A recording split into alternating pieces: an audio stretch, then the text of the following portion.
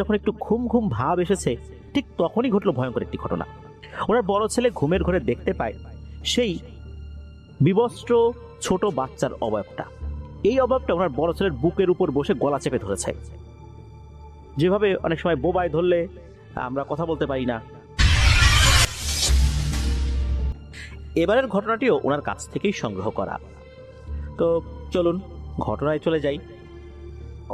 ঘটনার সময়কাল 2021 সালের শেষের দিকে।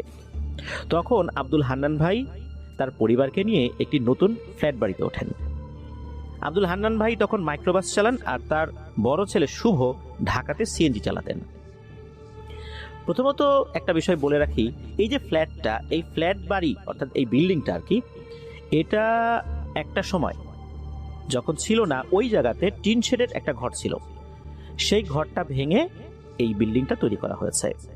সঙ্গত কারণে জায়গাটার বর্ণনা আমরা দিচ্ছি না, তবে এতটুকু বলতে পারছি, সেটা হচ্ছে মুগদার মদিনাবাগের আশেপাশে, অর্থাৎ ঢাকার যে মুগদা এরিয়া রয়েছে, এই মুগদা এরিয়ার ভেতরে কিন্তু মদিনাবাগ নামক একটা জায়গা রয়েছে। এই জায়গার আশেপাশের কোনো একটা জায়গা। আব্দুল হান্নান ভাইয়ের গ্রামের বাড়ি কুমিল্লা জেলায়। আব্দুল হান্নান ভাই ঢাকার মুগদার এই মদিনাবাগের আশেপাশে যখন পরিবার নিয়ে থাকা শুরু করলেন, তখন এই যে এই ফ্ল্যাটটাতে ওঠেন। এই ফ্ল্যাটে ওঠার আগে ওই মদিনাবাগেরই আশেপাশে উনি থাকতেন আর কি। ওনার পরিবারের সদস্যর মধ্যে উনি, ওনার স্ত্রী, 2 ছেলে 1 মেয়ে, আর ওনার মা, সবাই মিলেই তো এই ফ্ল্যাটে উঠেছেন। যেই বাসাতে উনি উঠেছেন সেই রুমটার বর্ণনা একটু দেই। 3টা রুমের ভেতর মাঝের দিকে ডাইনিং রুম রয়েছে। এই রুমটাতে আবার তখন ওনারা খাঁচায় কবুতর এবং পাখি পালতেন। 2 পাশে 2টা ড্রয়িং রুমের মতো স্পেস রয়েছে, বেশ ভালোই বড় স্পেস ছিল। আর বেডরুম তো রয়েছেই। এক রুমে উনি আর ওনার স্ত্রী থাকতেন, আর এক রুমে ওনার মা, 2 ছেলে আর 1 মেয়ে থাকতো। আর দাদির সাথে আসলে ওই সময়ে ওনারা, বিশেষ করে যে বাচ্চা কাচ্চারা থাকতো, কারণ ওরা তো তখনও বড় হয় নাই, ছোট ছোট আর কি। ওনার বড় ছেলের বয়স তখন 16 বছর, ছোট ছেলের বয়স 8 বছর, আর যে মেয়েটা তার বয়স 2 থেকে 3 বছরের মধ্যে ছিল আর কি ওই সময়। এই আব্দুল হান্নান ভাই আর ওনার বড় ছেলে কাজের কারণে ম্যাক্সিমাম সময় তো বাইরে থাকতেন। নতুন বাড়িতে ওঠার পর একদিন ওনার ছোট ছেলে, তার নাম হচ্ছে আলী, দুপুর 12টার পর বাচ্চাদের ফুটবল যেটা থাকে আর কি, আমরা অনেক সময় কিনে দেই এই ধরনের ফুটবল আর কি, তো এটা নিয়ে খেলা করছিল ঘরের ভিতরে। যেহেতু ঘরটা বড় ছিল, তো খেলার জন্য বেশ পারফেক্ট ছিল বাচ্চাদের জন্য ওই ঘরটা। তো এক রুম থেকে আর এক রুমে যাওয়া যেত খুব অনায়াসেই। ফুটবল খেলতে খেলতে একটা পর্যায়ে ওদের ঘরের মাঝের যেই ডাইনিং স্পেসটা, সেই রুমেও কিন্তু একটা খাট পাতা ছিল আর কি। বলটা কি হয়েছে, ওই খাটের নিচে চলে গিয়েছে। ওনার ছোট ছেলে যখনই বলটা আনতে যাবে, খাটের নিচে যখন উকি দিয়েছে, তখনই দেখতে পায় তার বয়সী একটা বাচ্চাটার শরীরে কোনো কাপড় চোপড় নাই, ওই খাটের নিচে আছে, আর চোখ দুটো বড় বড় করে ওনার যে ছোট ছেলে তার দিকে তাকিয়ে রয়েছে। আর তার চোখ দুটো বেশ বড় বড় তো ছিলই, লাল টকটকেও ছিল। ওনার ছোট ছেলে আলী এটা দেখে মারাত্মক ভয় পেয়ে যান, আর এটা দেখা মাত্রই সেই জোরে করে ও মাগো বলে একটা চিৎকার দিয়ে ওঠেন। তো পাশের ঘর থেকে এই আলীর দাদি, তারপর আলীর মা দৌড়ে চলে আসছেন, এসে আলীকে ধরেছেন, বলে কি হয়েছে রে, কি হয়েছে, চিৎকার দিলা কেন বাবা? তখন এই আলী বলে, দেখো দেখো, এই খাটের নিচে একটা ছোট ছেলে আমার দিকে কিভাবে যেন বড় বড় লাল চোখ করে তাকাইছিল। সবাই তো সাথে সাথে ওই খাটের নিচে মাথা ঝুঁকে তাকায়, কিন্তু দেখে কিছুই নাই। তখন আলীকে সবাই সান্ত্বনা দিয়ে বলে, ও কিছু না বাবা, তুমি হয়তো মনের ভুলে এটা দেখছো, ভয় পেয়েছো, নতুন জায়গা তো এরকম মনের ভুল হতেই পারে। এরপর এই যে আব্দুল হান্নান ভাই যখন বাসায় ফেরত আসছেন, তার বড় ছেলে বাসায় আসছে, তারাও এটা শুনেছেন। এটা শোনার পর আসলে ওনারা ওইভাবে পাত্তা দেন নাই, অনেকটা হেসেই উড়িয়ে দিয়েছিলেন। ছোট বাচ্চা কাচ্চা হয়তো বা কি থেকে কি দেখেছে, এরকম কারণে হয়তো এরকম করেছে, হয়তো পেতেই পারে, চোখের ভুল হতে পারে, হুটহাট করে এরকম দেখেছে, দিনের বেলা এরকম হওয়ার তো কোনো কারণ নাই, এরকমই চিন্তা করেছে আর কি। তো এরপরে 2-3 দিন চলে যায়। সবাই বুঝতে না পারলেও ওনার ছোট ছেলে আলী এই অবয়বের উপস্থিতি টের পেত মাঝে মধ্যে। 3-4 দিন পর এই আব্দুল হান্নান ভাইয়ের বড় ছেলে শুভ সিএনজি চালানো শেষ করে বাড়িতে এসেছে। তখন দুপুর 12:30টার আশেপাশে আর কি বাজে। একটু বিশ্রাম নেওয়ার জন্য আসে, অনেক সকালবেলা বের হয়েছিল। তো ডাইনিং রুমে এসে খাটের উপর শুয়ে পড়ে। বেশ কিছুক্ষণ পর বড় ছেলের যখন একটু ঘুম ঘুম ভাব এসেছে, ঠিক তখনই ঘটলো ভয়ঙ্কর একটি ঘটনা। ওনার বড় ছেলে ঘুমের ঘরে দেখতে পায় সেই বিবস্ত্র ছোট বাচ্চার অবয়বটা। এই অবয়বটা ওনার বড় ছেলের বুকের উপর বসে গলা চেপে ধরেছে, যেভাবে অনেক সময় বোবায় ধরলে আমরা কথা বলতে পারি না, এরকম হয়েছে আর কি। প্রথমত এই অবয়বের হাত থেকে ছুটতে এই শুভর বেশ বেগ পেতে হয়েছিল। পরবর্তীতে আল্লাহু আকবার বলে জোরে একটা চিৎকার দিয়েছে। তারপর এই অবয়বটিকে জোরে একটা ঝাড়ি দিয়ে ফেলে দিয়েছে। তারপর ডাইনিং রুম থেকে একটা দৌড় দিয়ে বের হয়ে চলে যায় অন্য রুমে। তখন বাসায় থাকা সবাইকে সে হাঁপাতে হাঁপাতে বলছে যে এই ঘটনা ঘটছে আমার সাথে। তখন উপস্থিত সবাই বড় ছেলের মুখ থেকে ঘটনাটি শোনার পর একটু ভীত সন্ত্রস্ত হয়ে যায়। ভীত সন্ত্রস্ত হওয়ার কারণও ছিল, কারণ এ তো ছোট না, আলী তো ছোট, কিন্তু শুভ তো বড়। এই ঘটনার পর থেকে মূলত আস্তে আস্তে বাড়ির যারা বয়স্ক, যারা বোঝেন আর কি, বিশেষ করে এই যে আব্দুল হান্নান ভাই, তার স্ত্রী, তার মা, ওনাদের কিন্তু বিশ্বাস হতে শুরু হয়।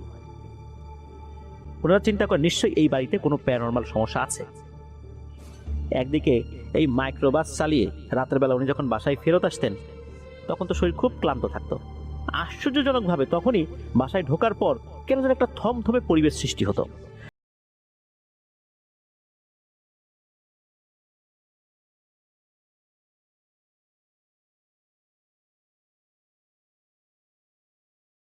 হতো উনি চিন্তা করলেন যে শরীরটা মনে হয় একটু বেশি খারাপ খারাপ লাগছে, এরকম কারণে হতে পারে।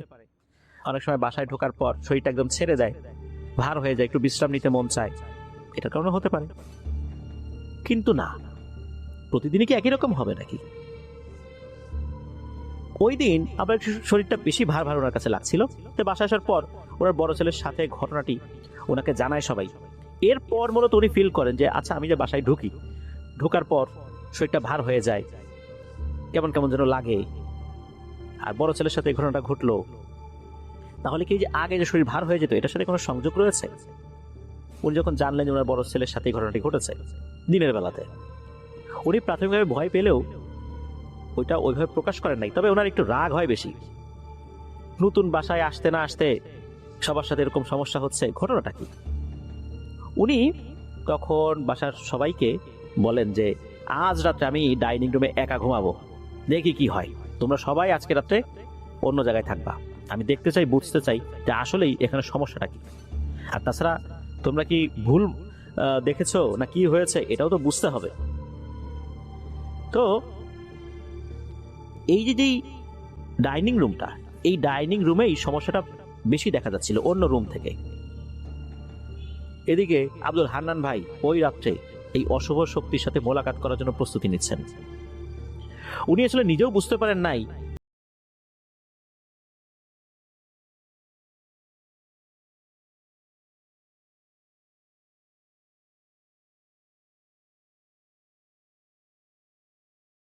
রুমে, অন্য রুমে ওনার পরিবারের সবাইকে পাঠিয়ে দিয়েছেন। ডাইনিং রুমে ঢোকার পর থেকে ওনার শরীরটা আবার ভার হতে থাকে। রাতে একটা সিগারেট শেষ করে উনি ঘুমিয়ে পড়েছেন। রাত যখন আনুমানিক 2টা কি 2:30 বাজে, ওনার ঘুম ভেঙে যায়। ডাইনিং রুমে থাকা যে কবুতর রয়েছে, এই কবুতর কিন্তু এক ধরনের শব্দ করে, বাকবাকুম বাকবাকুম শব্দ করে। মনে হচ্ছে এই কবুতরগুলো বেশ দ্রুত এই শব্দটা করছে, কোনো কিছু দেখে ভয় পেয়েছে বা তারা আতঙ্কিত হয়েছে, এই কারণে এরকম শব্দ করছে। উনি ডাইনিং রুমে থাকা ডিম লাইটের আলোতে দেখতে পেলেন যে একটা খাট রাখার পর, মানে রুমের একটা পাশে খাট রাখার পর সামনে যে একটা ফাঁকা জায়গা থাকে, ওইখানে তার যে ছোট ছেলে আলী, এই আলীর বয়সের একটা ছেলে, 7-8 বছর বয়সের হবে আর কি, তার শরীরে কোনো জামা কাপড় নাই, সে উল্টো দিকে মুখ ঘুরে দাঁড়িয়ে আছে। মানে সে এমনভাবে দাঁড়িয়েছে তার পিঠ দেখা যাচ্ছে, শরীর দেখা যাচ্ছে, তার মুখটা অন্যদিকে। আর এই জিনিসটা একটা ফুটবল হাতে করে মনে হচ্ছে খেলছে। কিভাবে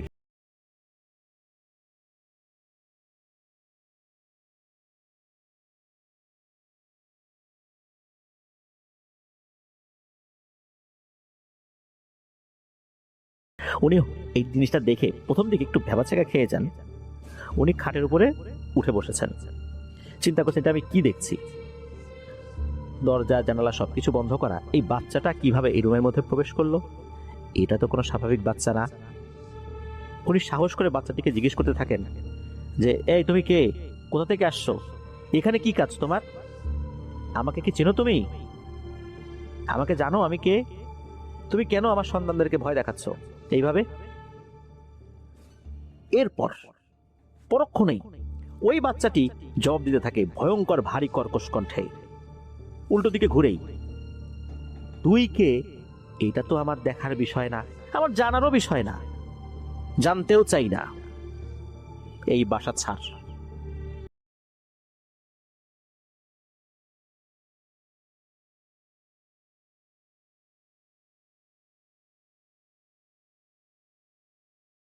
ছাড়, এই বাসার আশেপাশে যদি তোদেরকে না দেখি, যত দ্রুত সম্ভব চলে যা।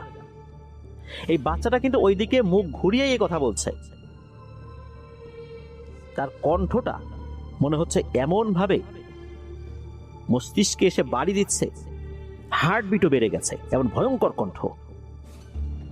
তখন আব্দুল হান্নান ভাই কি করেছেন, দ্রুত বালিশের নিচ থেকে সিগারেটের প্যাকেট বের করেছেন, সিগারেট জ্বালিয়েছেন, জানার পর যখন সামনের দিকে তাকিয়েছেন তখন উনি দেখেন যে ওই বাচ্চাটা এখন আর সামনে দেখা যাচ্ছে না। এরপর উনি বিছানা থেকে উঠে রুমের সাথে থাকা ওয়াশরুমে গিয়েছেন, ওয়াশরুমে গিয়ে চোখে মুখে পানি দিয়ে একটু ফ্রেশ হয়ে যখন খাটের উপর এসে বসেছেন, আবার একটা সিগারেট ধরিয়েছেন আর ভাবছেন নতুন বাসায় উঠলাম, আসলে হচ্ছেটা কি। এভাবে ভাবতে ভাবতে 5 মিনিটও হয় নাই, 5 মিনিটের ভিতর ঘটে আরেকটা ভয়ঙ্কর ঘটনা। অন্য রুমে থাকা ওনার ছেলে মেয়ে এবং পরিবারের 5 জন সদস্য সবাই চিৎকার চেঁচামেচি করে ওঠে জোরে জোরে। উনি সাথে সাথে সিগারেট অ্যাস্ট্রেতে ফেলে দিয়ে ওই রুমে গিয়ে লাইট জ্বালিয়ে দেখেন যে সবাই একসাথে আল্লাহ আল্লাহ বলে চিৎকার চেঁচামেচি করছে। আর এই অবস্থা দেখে উনি নিজেও আতঙ্কিত হয়ে গেছেন যে কি ব্যাপার, কি হলো এখানে।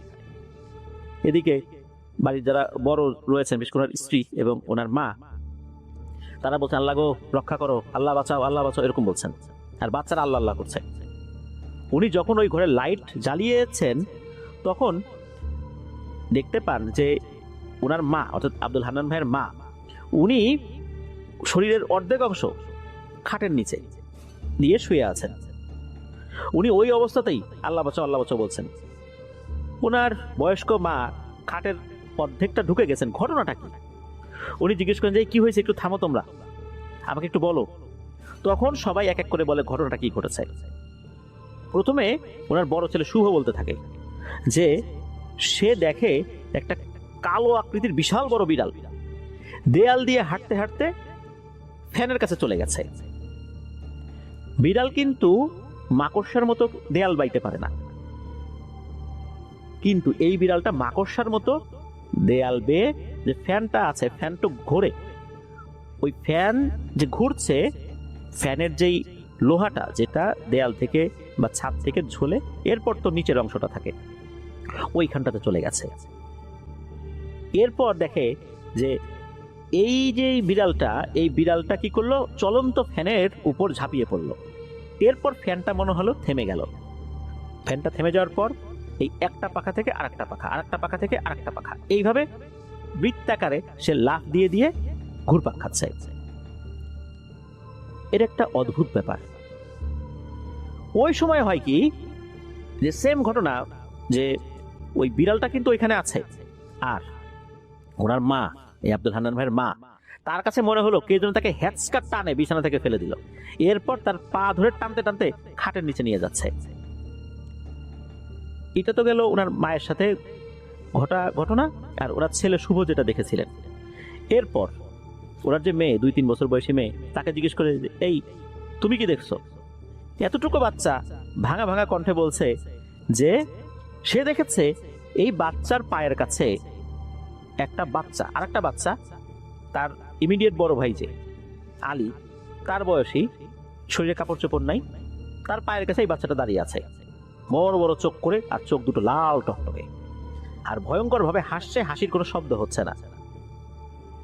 এরপর সর্বশেষ থাকলো ওনার স্ত্রী। ওনার স্ত্রী কি দেখেছেন সেই বিষয়টা জানার দরকার। ওনার স্ত্রী বলছেন যে উনি নাকি ঘরের দরজায় 3বার জোরে জোরে টোকা দেওয়ার শব্দ পেয়েছেন। স্পষ্টভাবে উনি শুনতে পেয়েছিলেন যে এই টোকাটা কেউ দিচ্ছে। এটা ঘুমের ঘোরে যে উনি শুনেছেন বিষয়টা এরকম না। উনি আসলে বুঝতে পারছেন না ঘটনাটা কি। একই সাথে কিন্তু ঘটনা ঘটছে, অর্থাৎ একই সাথে এই হান্নান ভাইয়ের মাকে আস্তে আস্তে টানতে টানতে খাটের নিচে নিয়ে যাচ্ছে। হান্নান ভাইয়ের বড় ছেলে শুভ, সে দেখছে একটা বিড়াল ফ্যানের এক পাখা থেকে আর এক পাখা লাফিয়ে লাফিয়ে যাচ্ছে। তার মেয়ে যে ছোট, সে দেখছে তার পায়ের কাছে একটা অবয়ব দাঁড়িয়ে আছে, বাচ্চার অবয়ব, বিবস্ত্র অবস্থায়, বড় বড় চোখ করে তাকিয়ে আছে আর হাসছে। আর এই যে যেই দরজার টোকার শব্দ, এই শব্দটা শুনেছেন শুধু ওনার স্ত্রী। তো এরকম যখন হলো, তখন তো আসলে এট এ টাইম একই সময়ে সবাই এটা ফিল করছে, দেখছে। এটা তো স্বাভাবিক কোনো বিষয় নয়।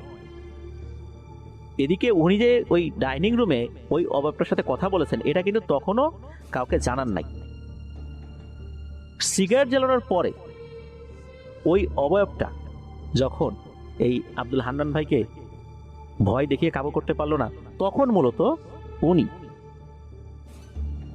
এই প্রবলেমটা ফেস করেছেন, অর্থাৎ ওনার পরিবার প্রবলেমটা ফেস করেছেন। ওই অবয়বটা তখন পরিবারের অন্য সদস্যদেরকে গিয়ে ভয় দেখানো শুরু করেছে। এখন উনি কি করবেন? উনি যে এইটার সাথে কথা বলেছেন, এই রাতের বেলা যদি বলেন তাহলে তো সবাই আরো ভয় পাবে। ওই সময়ের মতো উনি কাউকে বুঝতে দেন নাই। সকালবেলা যখন ফজর আজান হয়ে গেছে, নামাজ হয়ে গেছে, সবার আগে ওনার বড় ছেলে শুভ ঘুম থেকে উঠছে। ওই রাত্রে কিন্তু এই ঘটনার পর আর কিছু হয়নি। তো সে তো বাইরে বের হয়ে গেছে। কোন সময় বের হয়েছে এই হান্নান ভাই বলতে পারেন না, সকাল সকালই বের হয়েছে আর কি। আসলে প্রতিদিন সকালবেলা ওনার বড় ছেলে শুভ ঘর থেকে আগেই বের হয়। এর ঘন্টাখানেক পরে এই আব্দুল হান্নান ভাই বের হতেন আর কি।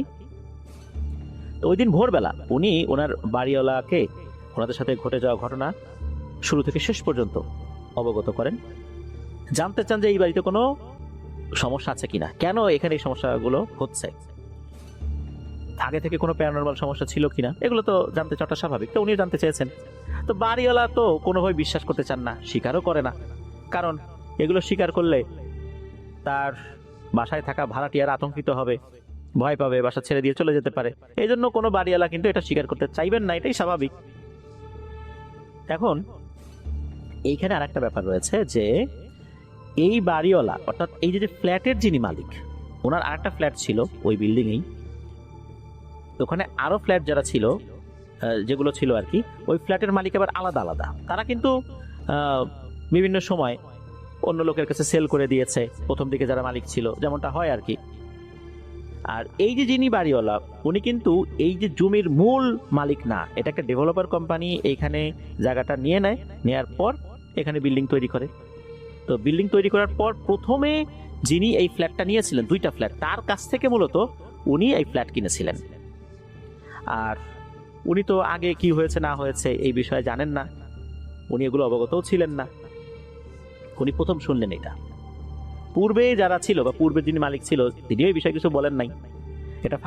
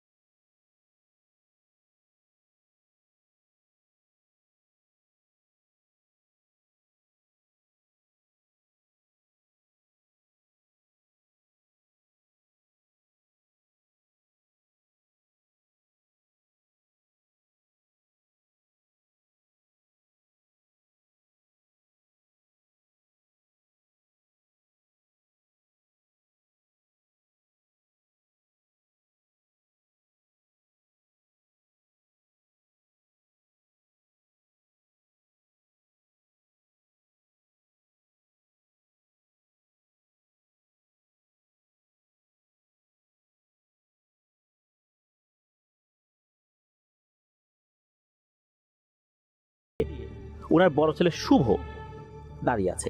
আর ওনার দিকে বড় বড় চোখ করে তাকিয়ে আছে। উনি কিন্তু সকালবেলা যে শুভ বেরিয়ে গেছে এটা কিন্তু জানতেন না। প্রতিদিনই তো বের হন তার বড় ছেলে, কিন্তু তখনও কিন্তু উনি জানতেন না তার বড় ছেলে শুভ বের হয়ে গেছে। চিন্তা করছে রাতের বেলা তো কারো ঘুম টুম ভালো হয় নাই, হয়তো এখনো ঘুমাচ্ছে। তো উনি বলছেন, কিরে শুভ, কিছু বলবি? এইভাবে তাকিয়েছিস যে, এখনো বের হোস নাই? তো ওনার ছেলে একটা কথারও জবাব দিল না, চুপচাপ দাঁড়িয়ে রয়েছে। উনি তখন সিগারেট টানতে টানতে ওনার বাম দিকে সিগারেটের যেই ছাই ফেলার ট্রে রয়েছে, স্ট্রে, তো সেখানে ছাই ফেলেছেন। আবার যখন সামনের দিকে তাকিয়েছেন, 2 সেকেন্ডও হয় নাই, দেখেন যে ওনার যে বড় ছেলে ওখানে দাঁড়িয়েছিল সে এখন নাই। এই 1 সেকেন্ড 2 সেকেন্ডের মধ্যে সে নাই। উনি ভেবেছিলেন হয়তো তার ছেলে ওয়াশরুমে যেতে পারে। এভাবে করতে করতে প্রায় 10 মিনিট হয়ে যায়। এরপর আধা ঘন্টা ছেলের জন্য অপেক্ষা করছেন, কিন্তু না, সে তো ওয়াশরুম থেকে বের হয় না। আর ওয়াশরুমে যদি ওনার বড় ছেলে যাবে তাহলে তো এত দেরি করার কথা না। উনি পরক্ষণে বিছানা থেকে উঠে ওয়াশরুমের ভেতর গিয়ে একটু উকি ঝুঁকি মেরে দেখেন যে কেউ আছে কিনা। দেখেন যে ওয়াশরুমের দরজা খোলা, ওয়াশরুমের ভেতরে কেউ নাই। চিন্তা করলেন যে অন্য পাশের রুমে একটু খুঁজে দেখা যাক। সেখানেও উনি খোঁজেন। উনি দেখলেন যে ওনার ছোট ছেলে আলী, ওনার মেয়ে, ওনার মা, ওনার স্ত্রী সবাই আছে। ওনার ওয়াইফ কিন্তু তখন রান্না করছিল, রান্নাঘরে, রুমে ছিল না, রান্নাঘরে ছিল। তারা সবাই আছে, ওনার বড় ছেলে নাই। তাহলে একটু আগে উনি যাকে দেখলেন এটাকে। উনি তো ওনার ওয়াইফকে জিজ্ঞেস করছেন যে, আচ্ছা শুভ কোথায় গেছে? তাকে তো মাত্রই দেখলাম যে এইখানে শোকেসের পাশে এক হাত দিয়ে দাঁড়িয়ে রয়েছে, আমার দিকে তাকিয়ে রয়েছে। এই কথা শোনার পর ওনার ওয়াইফ একটু ভ্রু কুচকে বলছেন যে, তুমি কি পাগল হয়ে গেছো নাকি? শুভ তো সেই ভোর 5টার পর পরই বের হয়ে গেছে। আমি নিজে দরজা খুলে দিয়েছি, দরজা বন্ধও করে দিয়েছি। তখন উনি বুঝতে পারেন যে আসলে উনি যেটাকে দেখেছেন এই সকালবেলা, এই জিনিসটা স্বাভাবিক কোনো জিনিস ছিল না। এটা এমন এক শয়তান জিন। কোরআন শরীফ এখানে রাখা হয়েছে, এই কোরআন শরীফের যে মর্যাদা এটাকেও সে গণ্য করলো না। কোরআন শরীফ রাখার পর দিন মানে সকালবেলা এসে ভয় দেখিয়েছে। মনে হচ্ছে কোরআন শরীফটা এখানে রাখার কারণে সে আরো ক্ষিপ্ত হয়েছে। এবার তো ওনার মনের মধ্যে বেশ ভয় লাগতে শুরু করে। উনি তখন ওনার স্ত্রীর কাছে সবকিছু খুলে বলেন যে এই তো ঘটনা, আমি তো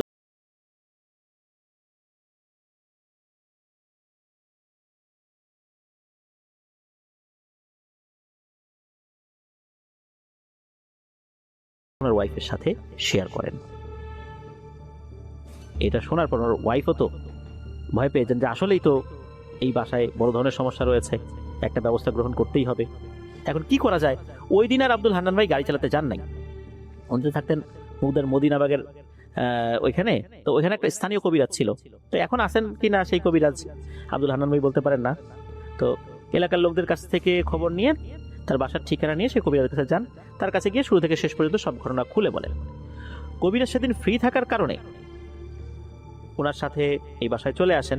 কবিরাজ বাসায় আসার পর ঘটে অবাক করার মতো একটা ঘটনা। ওনাদের ঘরের ভিতর কিন্তু কবিরাজ ঢুকতে পারে নাই কোনোভাবেই। তখন কবিরাজ যখন এক পা দিয়েছে, আর এক পা ঘরের বাইরে, দ্বিতীয় কদম আর কি ঘরের ভিতরে ফেলবে, কিন্তু মনে হচ্ছে উনি আর দ্বিতীয় কদম ঘরের মধ্যে ফেলতে পারছেন না, সামনের পা আর আগাতে পারছেন না। মনে হচ্ছে ঘরের ভেতরে থাকা কোন একটা অদৃশ্য শক্তি কবিরাজকে ধাক্কা দিয়ে বের করে দিচ্ছে। কবিরাজ এমত অবস্থায় বিড় করে কিছু রিচুয়াল করতে থাকে, কিন্তু কোনোভাবে কাজ হচ্ছে না। কবিরাজ ঘরের দরজা থেকে একটা পর্যায়ে বাধ্য হয়েই বাইরে চলে আসেন। ওনাদেরকে বলেন যে ভাই, এভাবে সমাধান হবে না, আমি এই বাড়িতে ঢুকতে পারবো না, বাইরে থেকে কিছু কাজ করার চেষ্টা করছি। তো উনি কিছু তদবির দেন, বলেন যে এই জিনিসগুলা ঘরের এইখানে এইখানে এখানে ঘরের দরজা জানালা এই জায়গাগুলোতে রাখবেন, কালো সুতা দিয়ে বেঁধে রাখবেন, এরকম কিছু বিষয় বলেন আর কি। আর এই তদবিরটা আসলে কতটুকু কাজ করবে এই বিষয়ে আসলে কবিরাজ নিশ্চিত ছিলেন না। উনি বলেন এখানে যেটা আছে সেটা খুবই শক্তিশালী, ভয়ঙ্কর পিশাচ শ্রেণীর একটা জিন। উনি প্রায় 12টা তদবির দিয়েছিলেন 12 জায়গায় রাখার জন্য, কিন্তু এগুলো দিয়ে কোনো কাজই হয় নাই। পরের দিন রাতে ওই অবয়বটা আবার স্বপ্নে আসে। এবার কিন্তু স্বপ্নে এসেছে, বাস্তবে আসে নাই। স্বপ্নে আসার পর আব্দুল হান্নান ভাইকে ভয়ঙ্কর একটা শয়তানি হাসি দিয়ে বলছে, আরে আব্দুল হান্নান, এইসব কবিরাজির কেরামতিতে কোনো কাজ হবে না, তোরা এই বাড়ি ছেড়ে চলে যা। এই বাড়িতে আমার আস্তানা। তোদেরকে ভালোই ভালোই বলছি, মনে হয় তোরা বুঝতে পারছিস না, তাই না? জীবনের মায়া থাকলে চলে যা, না হলে এমন ক্ষয়ক্ষতি হয়ে যাবে সারা জীবন কান্নাকাটি করেও সেটা পুষিয়ে নিতে পারবি না। এই বাড়ি থেকে যা, আবারও বলে দিচ্ছি। এইভাবে ভয়ঙ্করভাবে হাসতে হাসতে ঘুমের মধ্যেই ওই অভাবটা অদৃশ্য হয়ে যায়। ওনার ঘুম ভেঙে যায়। ঘুম থেকে উঠে উনি খুব চিন্তিত মনে একটা সিগারেট জ্বালিয়ে ওয়াশরুমে গিয়েছেন একটু ফ্রেশ হওয়ার জন্য। ওয়াশরুমের ভেন্টিলেটরের উপরের দিকে যখনই ওনার চোখ পড়ে, উনি দেখেন ওই বাচ্চা অবয়বটা ওই ভেন্টিলেটরের ফাঁকা দিয়ে বড় বড় চোখ করে ওনার দিকে তাকিয়ে আছে। আর যেভাবে স্বপ্নের মধ্যে শয়তানি হাসি দিয়েছিল ঠিক সেভাবেই হাসছে, হাসির কোনো শব্দ হচ্ছে না। আর তখন ওই অবয়বটা কর্কশ কণ্ঠে বলে ওঠে, চলে যা বাড়ি ছেড়ে। যখনই কথাটা বলেছে মুহূর্তের মধ্যে ওই অবয়বটা ওখান থেকে ভ্যানিশ হয়ে যায়। উনি দ্রুত ওয়াশরুম থেকে বাইরে বের হয়ে আসেন, ওনার স্ত্রীকে ডাক দিয়েছেন, দিয়ে বলেন, এই ওঠো ওঠো, এই ওয়াশরুমের ভিতরে মাত্র আমি ওই অবয়বটাকে দেখছি, স্বপ্নের মধ্যে দেখেই ওয়াশরুমে গেছি, এরপরে দেখি যে সেখানে ওই যে অবয়বটা। ওনার স্ত্রী বলে, এটা তো আর সহ্য করতে পারতেছি না, আমরা এইভাবে চলতে থাকতে আমরা পুরো পরিবার ধরে পাগল হয়ে যাব, বদ্ধ পাগল হয়ে যাব, আমরা সকাল হলেই এই বাড়ি ছেড়ে চলে যাব, এইভাবে থাকা যায় না। আর ওনার স্ত্রী জানান যে ওনার বাবার পরিচিত একজন কবিরাজ আছে, তার শরণাপন্ন হবেন, দেখা যাক সেই কবিরাজ কিছু করতে পারেন কিনা। এই আব্দুল হান্নান ভাইয়ের শ্বশুর বাড়ি কিন্তু কুমিল্লা। ওই দিন সকালবেলায় ওনারা ঠিকঠাক মতো খাওয়া দাওয়া করেন নাই, দ্রুত শ্বশুর বাড়ি কুমিল্লাতে চলে যান। গিয়ে আব্দুল হান্নান ভাই শ্বশুরকে আব্দুল হান্নান ভাই সব কথা খুলে বলেন, শুরু থেকে শেষ পর্যন্ত। ওই সময় এই কুমিল্লায় নাম করা একজন কবিরাজ ছিল, তার নাম হচ্ছে হারুন কবিরাজ। যখন ওনার শ্বশুরকে গিয়ে সব কথা খুলে বলেছেন, তো শ্বশুরও তো সেই কবিরাজের কাছে চলে গিয়েছেন। তো কবিরাজ একটু সময় চায়, উনি বলেন যে পরের দিন সবাই যেন কবিরাজের কাছে যান, উনি চেষ্টা করবেন এটার একটা সমাধান করতে, আল্লাহ যদি চান আর কি। তো পরের দিন ওনার শ্বশুর আব্দুল হান্নান ভাইয়ের শ্বশুর ওই হারুন কবিরাজের কাছে যান। হারুন কবিরাজের কাছে যাওয়ার পর কবিরাজ কিছু ভয়ঙ্কর তথ্য দিতে থাকে। হারুন কবিরাজ 7 থেকে 8 মিনিট চোখ বন্ধ করে থেকে এরপর কিছু কথা বলে। এই কথা শোনার পর রীতিমতো ওনাদের ভয়ে কাহিল অবস্থা।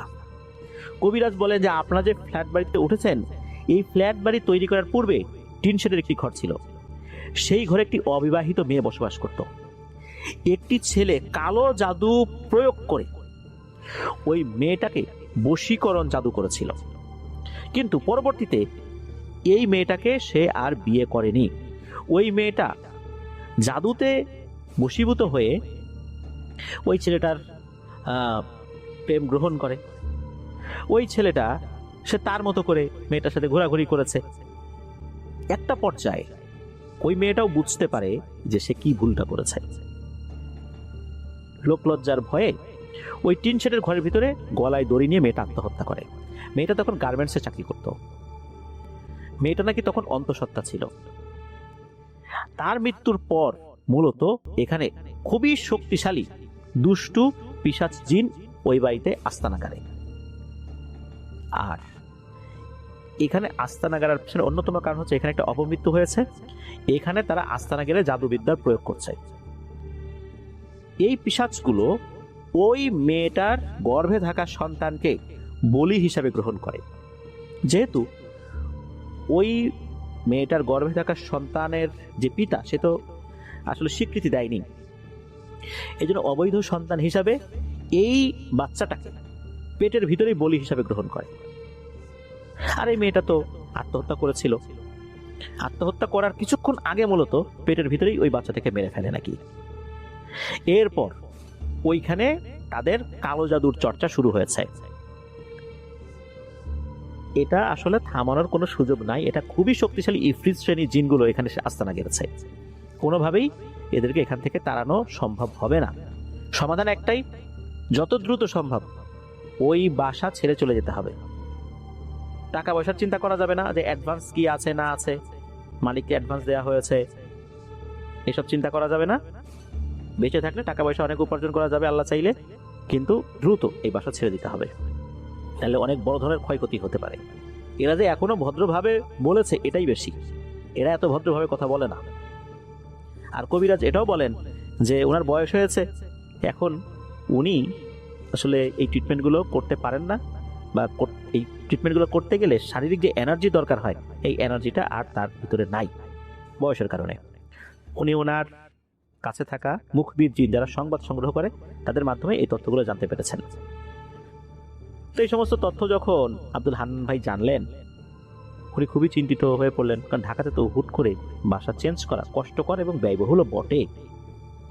তবে ঢাকাতে আসার পূর্বে কিছু পানি পড়া, আগরবাতি, তেল পড়া এই সমস্ত জিনিস দিয়ে দিয়েছিলেন ওই কবিরাজ। বলেছেন যে নতুন বাসায় ওঠার আগ পর্যন্ত এগুলো ব্যবহার করতে, পানিটা ছেটাতে, পানি যেন ওনারা গোসল করার সময় ওই গোসলের পানিতে মিশিয়ে নেন, তেলগুলো ওনারা ব্যবহার করেন, মালিশ করেন শরীরে। তবে এটা খুবই অল্প সময়ের জন্য, এটা কিন্তু আসলে দীর্ঘমেয়াদে কাজ করবেন না। আর এটাও বলে দেন যে এই ঘরের লোকজন ঠিকঠাক মতো নামাজ পড়েন না, 5 ওয়াক্ত ইরেগুলার আর কি, সবাই যেন 5 ওয়াক্ত নামাজ কালাম পড়েন আর কোরআন তেলাওয়াত করেন। সাময়িকভাবে এটা থেকে দূরে থাকা যাবে, তবে বেশিক্ষণ না। আল্লাহর রহমতে অল্প কয়েকদিনের মধ্যে একটা ভালোবাসা পেয়েও যান, ওই বাসাটা ছেড়ে দেন। তো বাড়ি ছাড়ার পূর্বে বাড়িওয়ালা উনি জানতে পেরেছিলেন আব্দুল হান্নান ভাইয়ের কাছ থেকে।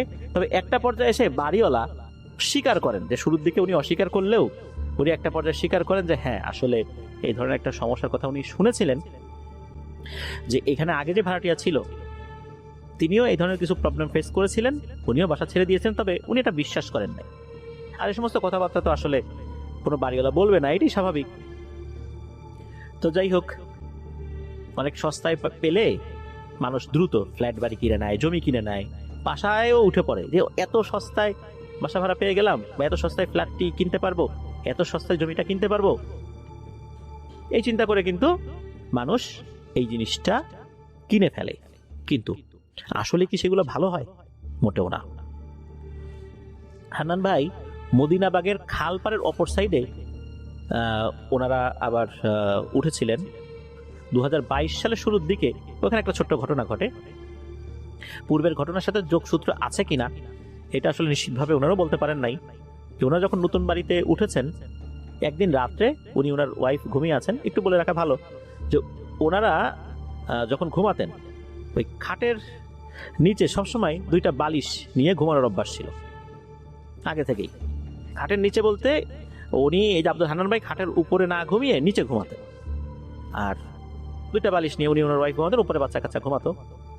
তো ঘুমের ঘরে দেখতে পাচ্ছেন যে রাত 2টা কি আড়াইটা বাজবে আর কি আনুমানিক, একটা কালো লোমশ অবয় বড় বড় চোখ করে ওনাকে এসে জাপটে ধরেছে। এদিকে উনি আবার শুনতে পাচ্ছেন যে ঘরের একটা জায়গার পাশে আর কি, যেখানে ময়লা আবর্জনা ফেলা হয়, ওইখানে একটা মেয়ের কান্নার আওয়াজ ভেসে আসছে। আব্দুল হান্নান ভাই বলেছেন যে উনি যখন ঘুমান, কখনোই নাকি ঘুমের ভেতরেও উনি যখন লুঙ্গি পরে ঘুমান, ওনার লুঙ্গি কখনো হাঁটুর উপরে ওঠে না। কিন্তু তখন মনে হয়েছিল ওনার লুঙ্গিটা হাঁটুর উপরে উঠে গেছে। উনি ঘুমের ভেতরে চেষ্টা করছেন যে হাঁটুর উপরে লুঙ্গিটা উঠে গেছে, লুঙ্গিটা আবার হাঁটুর নিচে নামিয়ে। অনেক সঙ্গে আমরা ঘুমের ভেতরেই কাপড় চোপড় ঠিক করি, তা উনি বোবায় ধরলেও মানে ওইভাবে যে নড়াচড়া করতে পারছেন না, বিষয়টা এরকম না। উনি চিন্তা করেন যে একটু কাপড় চোপড় আমি ঠিক করি। আর তখন উনি ফিল করেন যে আরে, আমার শরীরে তো কোনো কাপড় চোপড় নাই, আমি গেঞ্জি পরে শুয়েছি, লুঙ্গি পরে শুয়েছি, কাপড় চোপড় কোথায়? উনি তখন পাশে তাকিয়ে দেখেন যে ওনার লুঙ্গি গেঞ্জি সুন্দর করে কে যেন ভাঁজ করে বালিশের পাশে রেখে দিয়েছে। ওই সময় কে যেন ফিস ফিস করে তার কানে বলে ওঠে, হান্নান, বালিশটা নে, বালিশটা নিয়ে তোর বউর মুখের উপর চাপ দিয়ে তোর বউকে মেরে ফেল। উনি নাকি ওই সময় মোহগ্রস্ত হয়ে ওই বালিশটা নিয়ে তার ওয়াইফের মুখের উপর চেপে ধরতে গিয়েছিলেন। যখন চেপে ধরেছেন, মানে পূর্ণ শক্তি প্রয়োগ করে নাই, তখনই নাকি ওনার হুঁশ ফেরে। আরে আমি কি করছি? যখন হুঁশ ফেরেছে তাড়াতাড়ি ওই যে পাশ থেকে লুঙ্গিটা আবার উনি পরে নিয়েছেন, ওনার ওয়াইফকে ডাক দিয়েছেন, এই ওঠো ওঠো। ঘটনাতেও একটা মারাত্মক ঘটে যাচ্ছিল। ওনার ওয়াইফ বলছে যে কি হয়েছে? তখন উনি বলেন এই ঘটনা, আর আমি তো এই যে পাশ থেকে একটা মেয়ের কান্নার আওয়াজ শুনছি, তুমি কি শুনতে পাচ্ছ? ওনার ওয়াইফ তখন কিছুটা শোনেন, তবে ওনার ওয়াইফ কয়েক সেকেন্ড শোনার পর নাকি কান্নার আওয়াজটা বন্ধ হয়ে যায়। তো এই ঘটনাটা যখন ওনার ওয়াইফকে উনি বলেছেন, ওনার ওয়াইফ তো ভয় পেয়েছেন যে আসলে এরকমটা কেন হলো এখানে। পরবর্তীতে আসলে উনি ভালো একজন হুজুরের কাছে গিয়ে ঝাড়ফুঁক করেছিলেন। এই ঘটনার সাথে আসলে এইটার কোনো সম্পর্ক ছিল কিনা এটা বলা খুব মুশকিল। তবে পরবর্তীতেও নাকি ওই কান্নার আওয়াজ, ওই মহিলার কান্নার আওয়াজ উনি শুনেছিলেন, বেরো হয়েছিলেন, আলো জ্বালিয়েছিলেন। আলো জ্বালালে কান্নার আওয়াজটা বন্ধ হয়ে যায়। পরবর্তীতে নাকি ওনাদের যে নতুন ঘরটা, এই ঘরটা একজন হুজুরকে ডেকে চারপাশে বন্ধ করে নিয়েছিলেন, এরপরে আর সমস্যা হয়নি। তবে ওই লোমশ অভাবটা কেন এখানে এসেছিল, এটা একবারই এসেছিল, ধরো কান্নার আওয়াজটা বারবার হতো। এটা আসলে কেন হলো, এটার ব্যাখ্যা ওই হুজুরও দিতে পারেন নাই। তবে ঘর বন্ধ করার পর আর কোনো সমস্যা হয়নি। এটাই ছিল ঘটনা। ধন্যবাদ জানাচ্ছি শেখ মিকাইল আহমেদ ভাইকে ওনার পাঠানো ঘটনার জন্য। প্রিয় লিসেনার্স, চলে যাব আজকের হরর নাইটের 103তম আয়োজনের দ্বিতীয় ঘটনায়।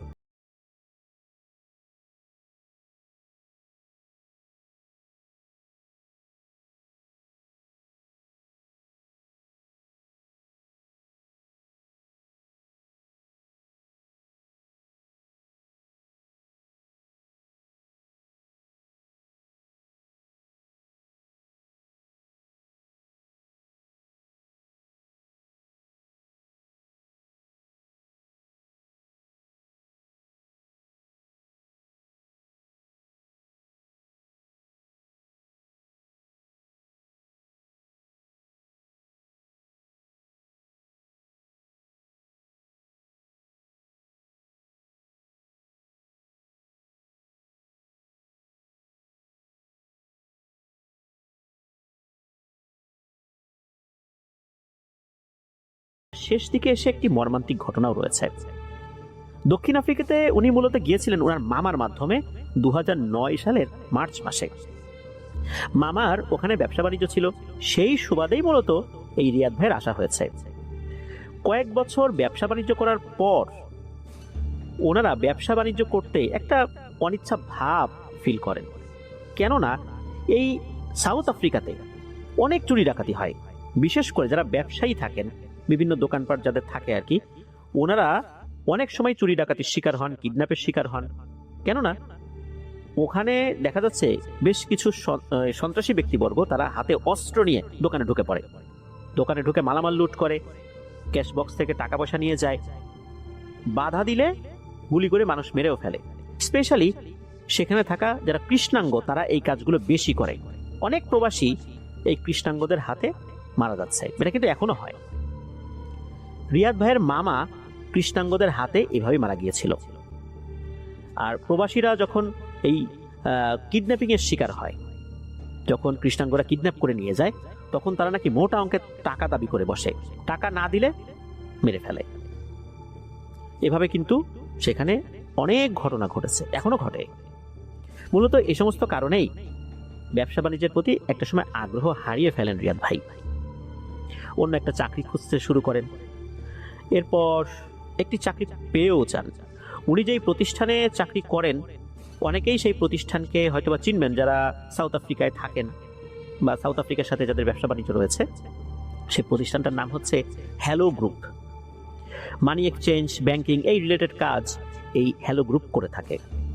উনি ওই কোম্পানিতে ফিল্ড এজেন্ট হিসাবে চাকরিটা নিয়েছিলেন। ওনার কাজ ছিল মূলত বিভিন্ন প্রবাসী ভাই যারা সাউথ আফ্রিকাতে রয়েছেন তাদের দিয়ে অ্যাকাউন্ট খোলানো। লোকাল আফ্রিকানরাও অ্যাকাউন্ট খুলতো, আবার দেখা যাচ্ছে যে ইউরোপিয়ান যারা আছেন সাউথ আফ্রিকাতে তাদেরকেও অ্যাকাউন্ট খোলাতেন। তো এভাবে এই কাজগুলো করতেন আর কি। আর ওনার যে এরিয়াটা ছিল সেটা হচ্ছে ইস্টার্ন কেপ প্রভিন্স যেটা রয়েছে, সেই এরিয়া, ওই এরিয়ার আন্ডারে যতগুলো শহর রয়েছে সেই শহরগুলোতে ওনাকে যেতে হতো। দিন ভাগ করে যেতেন কোন দিন কোন শহরে যাবেন। তো এইভাবেই চলছিল ওনার চাকরির জীবন। এর মাঝে পরিচয় হয় মুন্সিগঞ্জের রিকাবি বাজার এলাকার এক ভাইয়ের সাথে, যার নাম হচ্ছে জিতু। জিতু ভাই সাউথ আফ্রিকাতে ওই সময় এসেছেন আর কি, কয়েক মাস যাবত, মানে ওই সময়ের কথা বলছি। উনিও বেশ কিছুদিন ব্যবসা বাণিজ্য করার চেষ্টা করেছেন, কিন্তু ওনার দোকানও চুরি ডাকাতি হয়েছে। বারবার এরকম চুরি ডাকাতি হলে ক্যাপিটাল অর্থাৎ পুঁজি তো আর থাকে না, কিভাবে ব্যবসা বাণিজ্য পরিচালনা করবেন।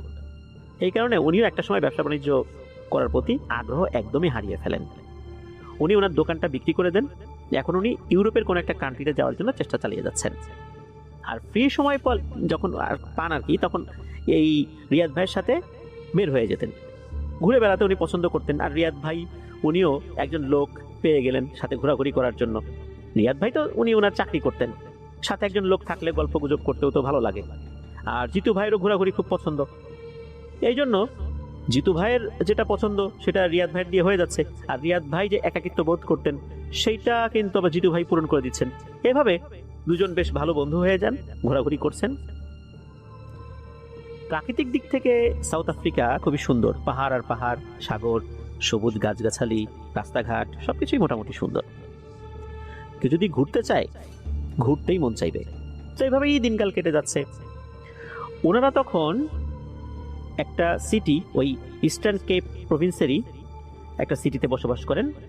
তো সেই সিটি বা টাউন আর কি ওনারা বলেন, সেখানে বাঙালি প্রায় 150 জনের মতো আছে, এমনটাই জানিয়েছেন যে ওই সময় 150 জনের মতো বাঙালি ছিল। যে টাউনটাতে ওনারা বসবাস করতেন সেটার নাম হচ্ছে আইডুজার। জিতু ভাই আগে এই আইডুজার টাউনের গ্রাম সাইডে বসবাস করতেন। দোকান বিক্রি করার পর উনি এই টাউনে অর্থাৎ শহরের ভেতরেই বসবাস করছেন। জিতু ভাইয়ের ওই সময় কোনো কাজকর্ম তো ছিল না, উনি তো ইউরোপে যাওয়ার জন্য চেষ্টা করছিলেন। এই জন্যই মূলত এই রিয়াদ ভাইয়ের সাথেই উনি ঘোরাফেরা করতেন। একদিন রিয়াদ ভাই আর জিতু ভাই কাজ শেষ করে বাসায় ফিরছিলেন। তখন রাত 1:30টার মতো বাজে। সাল 2018 সালের মে মাসের আশেপাশে হবে এরকম একটা সময়। রিয়াদ ভাই সবসময় ড্রাইভ করতেন আর জিতু ভাই পাশের সিটে বসে থাকতেন। তো সেদিন ফিরতে ফিরতে ওনাদের আসলে অনেক দেরি হয়ে গিয়েছিল। ওনারা পোর্ট সেন্ট জনস শহর থেকে ফেরত আসছিলেন। শহরটি পুরো জঙ্গলে ঘেরা, একটি পাহাড়ের নিচে সমুদ্রের সাথে এই শহরটা। কাজ শেষ করে ওনারা কিছু খাবার কিনে রওনা দিয়েছেন। টাউন থেকে 5 কি 7 কিলোমিটার ড্রাইভ করার পর হঠাৎ করে ওনারা দেখেন রাস্তার পাশে একজন সাউথ আফ্রিকান বয়স্ক লোক দাঁড়িয়ে আছে, হাত ইশারা দিচ্ছে যেন ওনারা তাকে লিফট দেন। জিতু ভাই বলল যে ভাই দেখেন তো, এই মুরব্বীটা এখানে দাঁড়িয়ে আছে, নিয়ে নেন, রাত করে দাঁড়িয়ে আছে, গাড়ি আর কোথায় পাবে। তখন রিয়াদ ভাই বললেন যে ঠিক আছে নিয়ে নেই। রিয়াদ ভাই একটা বিষয়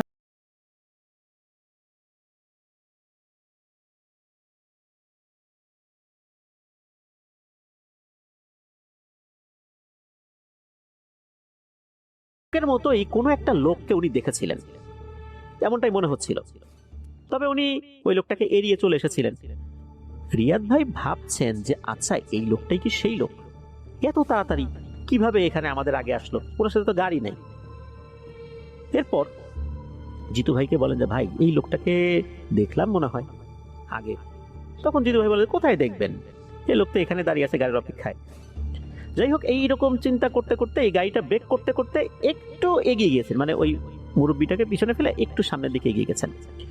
তখন ওই মুরব্বী একটু সামনে এসে গাড়ির পেছনের সিটে বসে পড়েন, দরজাটা খুলে পেছনের সিটে বসে পড়েন।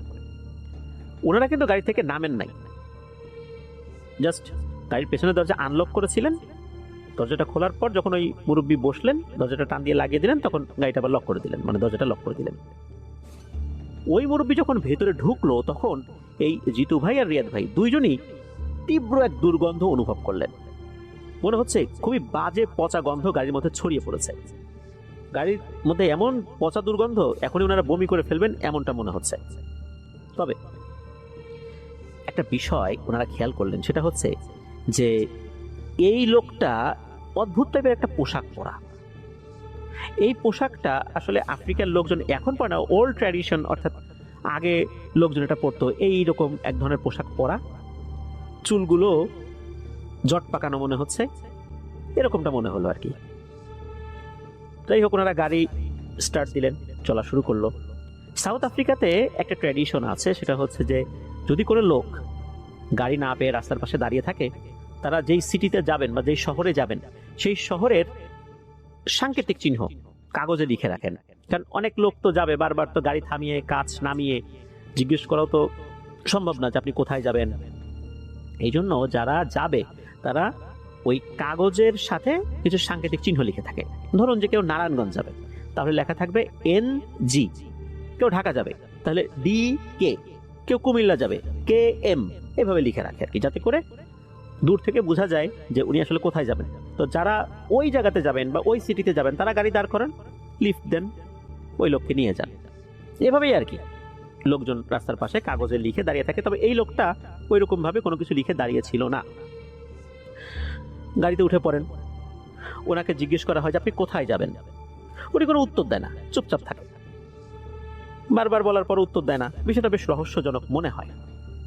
ওনারা পোর্ট সেন্ট জোন্স থেকে ওনারা যে শহরে থাকেন আর কি, তো সেই শহরে যে যাচ্ছিলেন দূরত্ব 180 কিলোমিটার ছিল। 180 কিলোমিটার কিন্তু কম দূরত্ব না, বেশ অনেক দূরত্বই বলতে হবে। আইডুজার যেই টাউনটা আর কি, তো ওই সিটিতে আসতে আরেকটি বড় শহর পড়ে, তার নাম হচ্ছে আমটাটা। ওনারা ভেবেছিলেন ওই মুরব্বীটা হয়তো ওই শহরে যাবে, তো ওনারা রওনা দিয়েছেন। রিয়াদ ভাই, জিতু ভাই অন্য কোনো একটা বিষয়ে কথা বলছেন, কিন্তু ওই মুরব্বীটা কোনো কথাই বলছে না। ওনারা যে খাবারটা নিয়েছেন, এই খাবারটা যে খাবেন, গাড়ির মধ্যে যে দুর্গন্ধটা হয়েছে, এই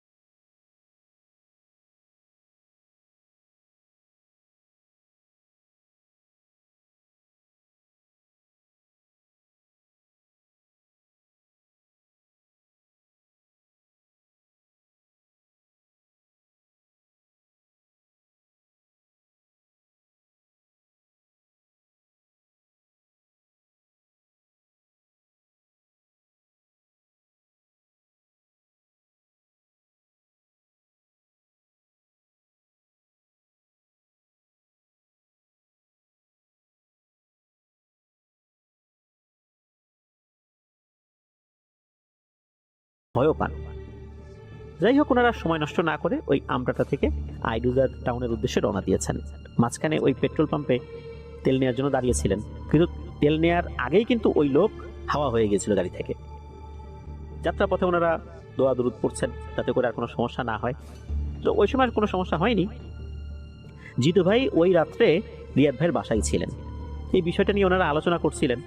এই বিষয়টা পরবর্তীতে আরো কয়েকজনের সাথে ওনারা শেয়ারও করেছিলেন। তারাও এটার কোনো সুরাহা দিতে পারেননি। এই যে রিয়াদ ভাই, উনি কিন্তু সাউথ আফ্রিকাতেই বিবাহ করেছেন, ওনার একটি ছেলে সন্তানও আছে। এই ঘটনার বেশ কিছুদিন পর, সালটা 2018 মাস সেপ্টেম্বর হবে।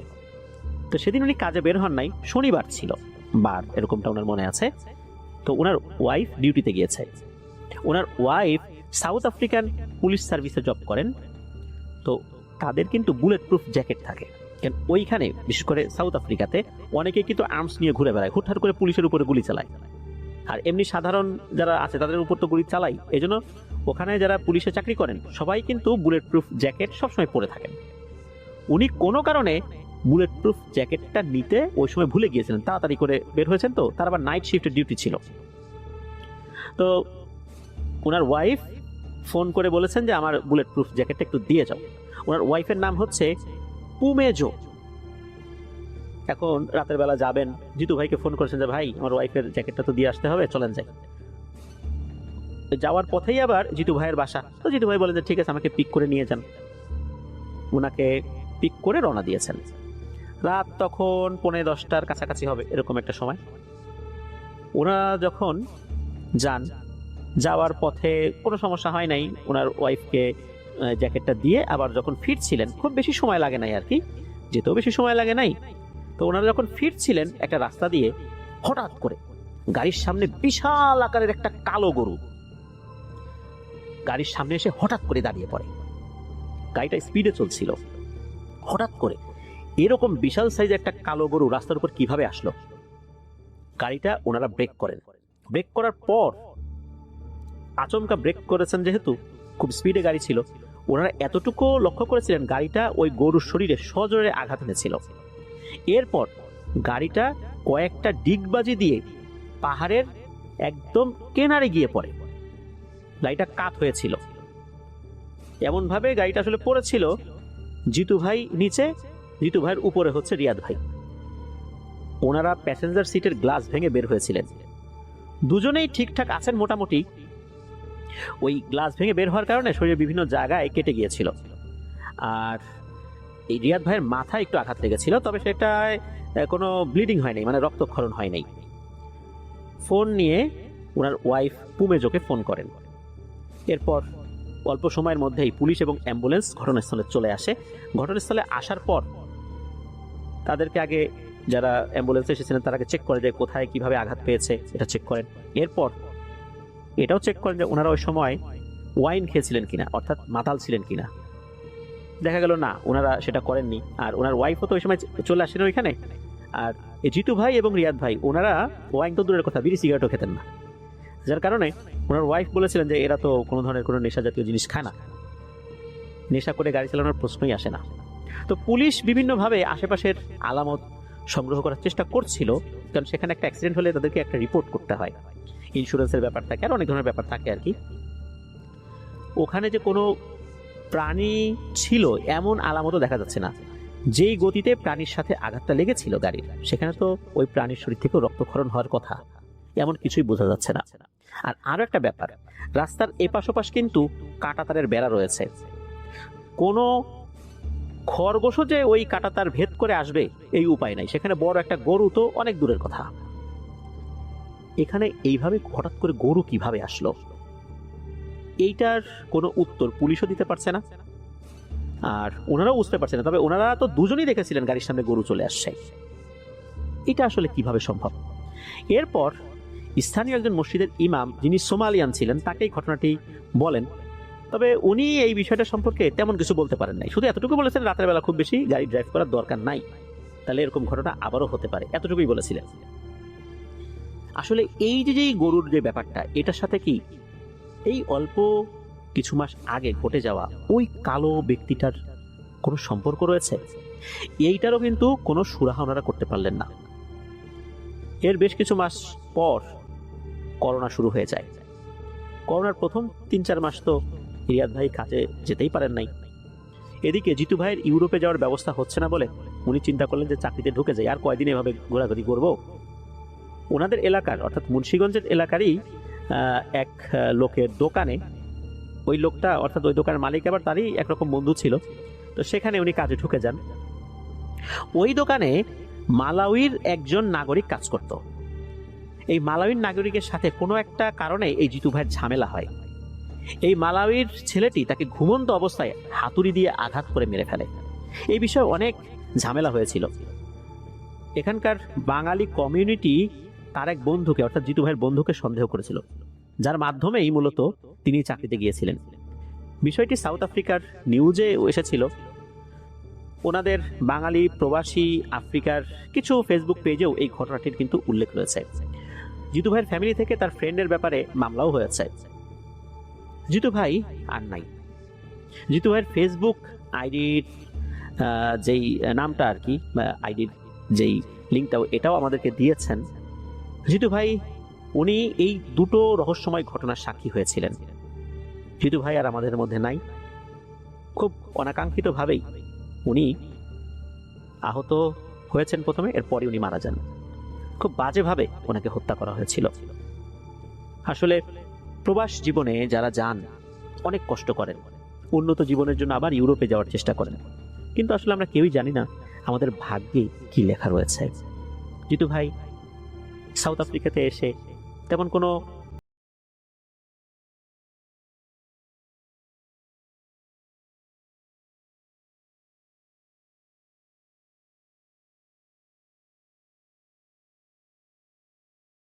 ক্ষমা করুন।